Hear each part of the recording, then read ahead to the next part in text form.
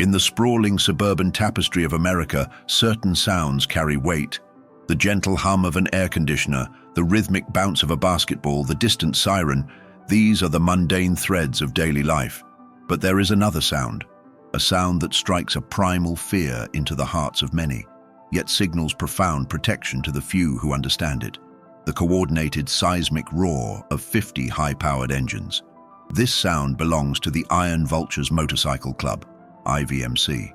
They are the outlaws, the men whose patches and colors are whispered about in fearful tones, the Bandidos MC riders in the local vernacular, known for their strict code and absolute rejection of conventional authority. Tonight, however, that sound wasn't a warning of chaos. It was the arrival of justice. It was the answer to a desperate prayer whispered into the digital void by a frightened child.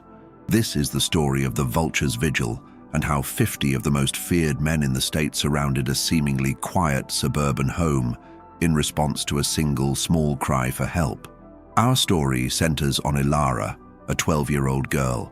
Elara is bright, quiet, and resilient, but she lives under the constant, suffocating tension of her home life.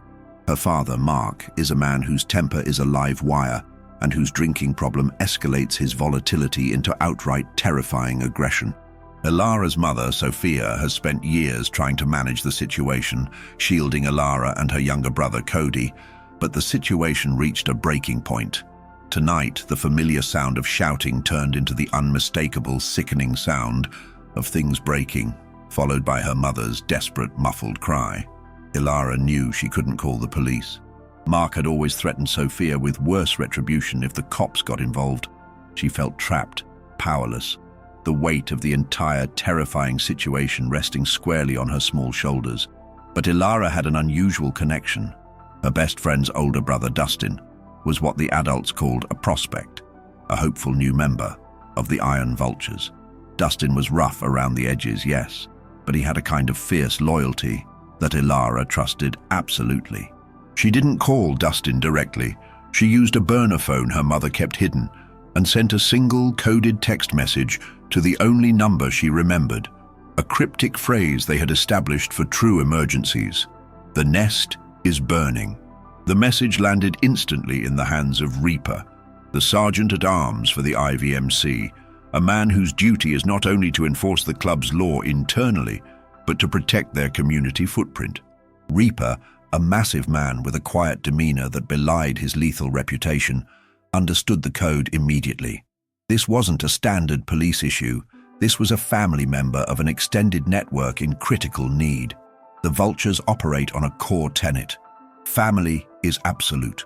Loyalty is life. The innocent are sacrosanct. A child's cry for help relayed through their network demanded immediate, overwhelming response. Within 30 minutes, the call went out. It wasn't a request, it was a deployment. 50 riders, all fully patched members or trusted prospects, converged from the darkest corners of the city onto the street where Elara lived. The operation was coordinated with military precision. They arrived not speeding, but in a disciplined, controlled column, their engines idling down in synchronized perfection as they formed a solid, unmoving steel and leather semicircle around Mark and Sophia's home. The bikes were parked facing outward, a clear barrier against the world. 50 men, utterly silent, standing guard. The effect was instantaneous and absolute. The neighbors, initially drawn to their windows by the massive rumbling approach, quickly retreated, closing curtains and locking doors. The street was transformed from a quiet neighborhood into a fortress under siege. Inside the house, the noise stopped.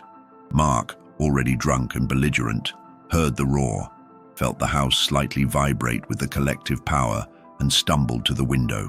What he saw broke his drunken aggression. A wall of leather, patches, and 50 pairs of eyes staring back at him, unblinking, unmoving, and utterly cold. At the center of the semicircle, Nomad, the club's enforcer, stood on the sidewalk holding a small megaphone. Nomad's voice, amplified and chillingly calm, cut through the night air. "Mark!" the voice boomed, clear and steady. "This is the Iron Vultures Motorcycle Club. We have a report of a domestic disturbance and potential harm to a child. We are not police. We are not leaving. You have 10 seconds to release Sophia and Elara and Cody unharmed and step onto the porch. This was not a negotiation. It was an order. Mark, faced with a force he knew operated outside the rules he understood, a force that held a reputation of uncompromising finality, crumbled. He knew these men wouldn't touch him unless he forced their hand, but he also knew that their presence alone was a promise. If he harmed that family, they would be waiting. As Mark staggered out onto the porch, sweaty and trembling, the 50 bikers remained silent, their presence a suffocating cloak of consequence. Nomad stepped closer, his face a mask of stone. You will leave this house. You will not come back. You will let them go. And you will understand that from this moment forward, the IVMC has eyes on this street. You touch a hair on their heads and we won't wait for the police. Do you understand? The threat was naked, brutal, and entirely effective. Mark, utterly broken by the sheer, overwhelming display of power arrayed against him, nodded mutely. He knew he was facing a different kind of justice, one that prioritized the safety of the weak over procedural fairness. The Vultures didn't need to fire a shot or break a bone. Their unified presence, the unspoken code of honor, and their notorious reputation were the weapons. They were the outlaws who enforced a higher moral law. 50 men came to the rescue of one small girl and her family, proving that sometimes the true protectors wear patches, not badges. As Mark, defeated and shaking, was escorted away by 2 of the Vultures' larger members, not violently, but with an absolute non-negotiable finality, the silence on the street became almost oppressive. This wasn't the end of the Vultures' mission. It was merely the successful completion of the first phase. The Iron Vultures MC doesn't just neutralize a threat, they secure the safety of the victims. For Sophia, Elara, and Cody, the immediate danger was gone, but the emotional trauma and the logistical crisis were very real. They were safe, but they were homeless in spirit, unable to remain in a place now tainted by fear and the sheer drama of the night. Hammer, the president, who had been observing the entire operation from the periphery, his large frame blending into the shadows cast by the motorcycles, finally stepped forward. He walked past Nomad and Reaper and entered the home. Sophia, clutching Elara and Cody tightly, was weeping, the adrenaline finally giving way to exhaustion and relief. She recognized the patch. She knew their reputation. Fear still mingled with the profound, shocking gratitude she felt. "Ma'am," Hammer's voice was surprisingly soft, devoid of the harshness one might expect. "My name is Hammer. You and your children are leaving tonight. Do you have family or friends you can stay with?" Sophia shook her head weakly. "My family is 3 states away. I have nothing, just what we have here."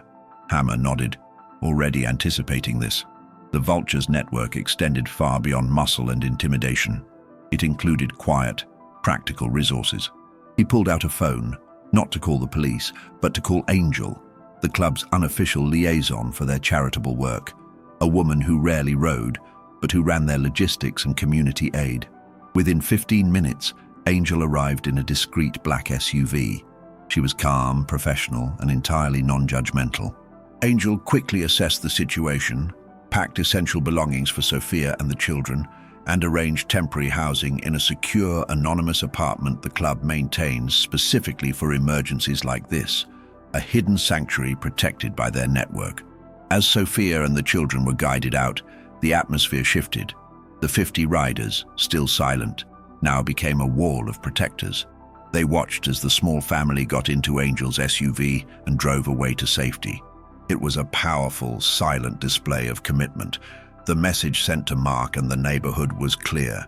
This family is under the protection of the Iron Vultures, and the consequence for violating that protection is absolute and swift. But the Vultures' intervention went further than just physical safety. The club understood that real help meant securing their future. Mark was the primary earner, however unstable. Sophia, facing the immediate need to restart her life, would need more than just a safe place to sleep.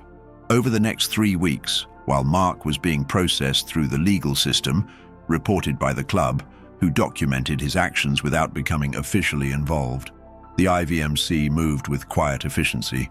Grizzes, the club's mechanic and treasurer, used the club's considerable emergency fund, raised through their legitimate, if rough, businesses to pay the security deposit and first month's rent on a small, safe apartment for Sophia. Ghost, the vice president, used his surprisingly extensive network of trade contacts to find Sophia a reliable, remote bookkeeping job, something she could do from home while caring for her children, ensuring immediate financial stability. The bikers, who everyone assumed were only good for breaking rules, were masters at navigating the undercurrents of the economy to provide opportunity where none existed. The final, and perhaps most moving gesture, came a month later. Elara's birthday was approaching. She had been through hell, and the Vultures knew that a child needed to feel joy and normalcy again. They threw her a surprise party at a protected, neutral location. The 50 riders, the massive patched men, showed up not with threats, but with gifts, school supplies, new clothes, and a brand new bicycle for Elara. Reaper, the man who first received the coded cry for help, approached Elara, kneeling down so his large frame wasn't intimidating. He placed a small, polished silver whistle around her neck. "Elara," he said, his gravelly voice filled with sincerity, "this is a vulture whistle. If you are ever in danger again, and you can't use a phone, just blow this as loud as you can. It doesn't matter where you are. We hear things others don't. We will come." For Elara, this wasn't just a whistle. It was a tangible symbol of her newfound unconventional protectors. The Iron Vultures, the so-called bandidos of the town, weren't just men on bikes. They were a collective force of commitment to the innocent. They operated outside the system because the system had failed Elara and her mother. They leveraged their terrifying reputation not for profit or power over the weak, but as a shield against the real monsters. Their actions were a clear statement to the world. The Iron Vultures MC will not tolerate the abuse of the helpless. They are the shadows that defend the light. Their code is simple, their justice is brutal, and their loyalty to the innocent is absolute. In a world full of paper promises and empty laws, they are the living, breathing proof that sometimes the true heroes wear patches and ride thunder, answering a small girl's desperate plea with 50 roaring engines. This is the truth of the Vultures, and this is how they define their family.